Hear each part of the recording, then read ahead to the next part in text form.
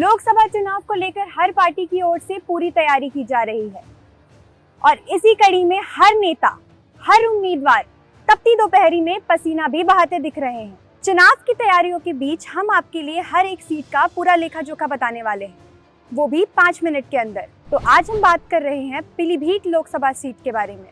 Pilibhit seat इस बार सबसे ज्यादा हॉट सीट मानी जा रही है क्योंकि यहाँ पर काफी उलटफेर हुआ है। उत्तर प्रदेश की 80 लोकसभा सीटों में से पीलीभीत सीट भी एक अहम सीट है। रोहिलखंड क्षेत्र में शुमार पीलीभीत जिले के उत्तर में जिला उधम सिंह नगर और नेपाल पड़ता है, तो दक्षिण क्षेत्र में शाहजहांपुर जिला आता है और पश्चिम में बरेली जिला। साल 1801 में जब रोहिलखंड क्षेत्र अंग्रेजों के कब्जे में आया तो पीलीभीत जिला बरेली का परगना हुआ करता था, लेकिन 1833 में इसे हटा दिया गया, पर 1841 में यह फिर से बरेली के हिस्से में आ गया। फिर 1879 में पीलीभीत को नया जिला बना दिया गया। ऐसा कहा जाता है कि पीलीभीत की मिट्टी पीली होने के कारण यहाँ का नाम पीलीभीत पड़ा।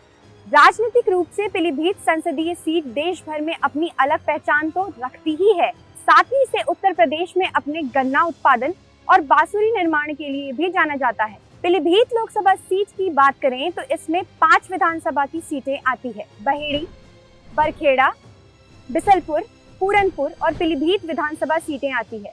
पीलीभीत लोकसभा सीट उन चुनिंदा संसदीय सीटों में से एक है जहां गांधी नेहरू परिवार का दबदबा माना जाता है, लेकिन इस परिवार का कांग्रेस से नाता नहीं रहा है। अगर यहाँ की चुनाव की बात करें तो पीलीभीत सीट पर पहली बार चुनाव साल 1952 में हुआ था।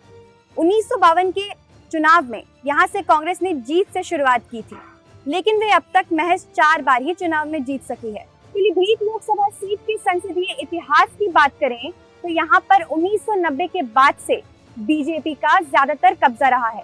1952 के चुनाव में यहाँ से कांग्रेस ने जीत से शुरुआत की थी। मुकुंद लाल अग्रवाल यहाँ से 1952 में कांग्रेस के टिकट पर चुनाव जीते थे। फिर 1957, 1962 और 1967 में प्रजा सोशलिस्ट पार्टी के टिकट पर मोहन स्वरूप ने जीत की हैट्रिक लगाई, लेकिन साल 1971 में मोहन स्वरूप कांग्रेस में शामिल हुए और जीत भी हासिल की। 1977 में हुए चुनाव में पीलीभीत सीट से जनता पार्टी के टिकट पर नवाब शमशुल हसन खान को जीत मिली थी।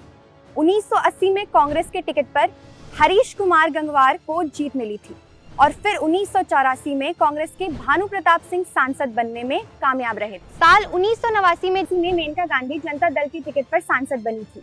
1991 में बीजेपी के परशुराम गंगवार सांसद बने और पार्टी का खाता खुला।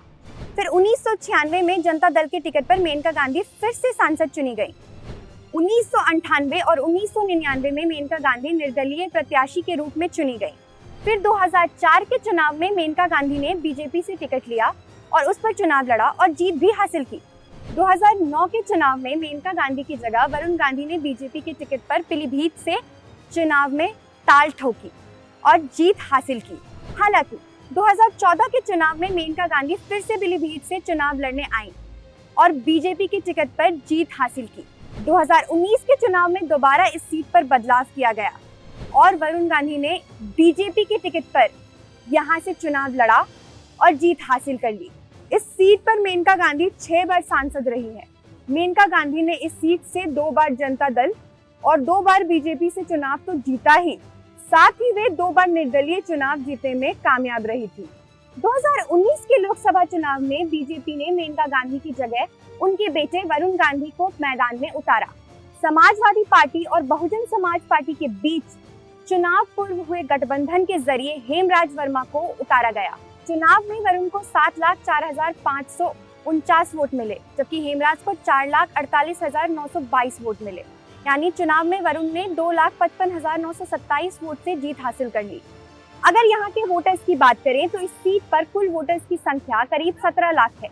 इसमें पुरुष वोटर्स की संख्या करीब 8,12,000 है। वहीं महिला मतदाताओं की संख्या 9,48,000 है। थर्ड जेंडर के मतदाता 76 हैं। इस संसदीय सीट पर करीब 25% मुस्लिम आबादी रहती है। ऐसे में यहाँ पर मुस्लिम वोटर्स की हमेशा से ही खासी अहमियत रही है। साथ ही यहाँ अनुसूचित जाति की भी करीब 17% आबादी रहती है। इस बार बीजेपी ने इस सीट पर मौजूदा सांसद वरुण गांधी का टिकट काट दिया है। इस सीट से भारतीय जनता पार्टी ने जितिन प्रसाद को टिकट दिया है। वहीं समाजवादी पार्टी ने बरेली के नवाबगंज विधानसभा सीट से पूर्व मंत्री भगवंत सरन गंगवार को प्रत्याशी घोषित किया। दूसरी ओर बहुजन समाज पार्टी ने पूर्व मंत्री अनीस अहमद खां उर्फ फूल बाबू को प्रत्याशी चुना है। तो इस सीट पर भी मुकाबला काफी रोमांचक होने वाला है। वोटिंग की तारीख नजदीक आ रही है और इसी के साथ अब बीजेपी अपनी ओर से पूरी तैयारियां कर रही है। खुद पीएम मोदी ने इस सीट पर जाकर चुनाव प्रचार किया है, लेकिन जनता आखिर किसे चुनेगी ये 4 जून को तय होगा।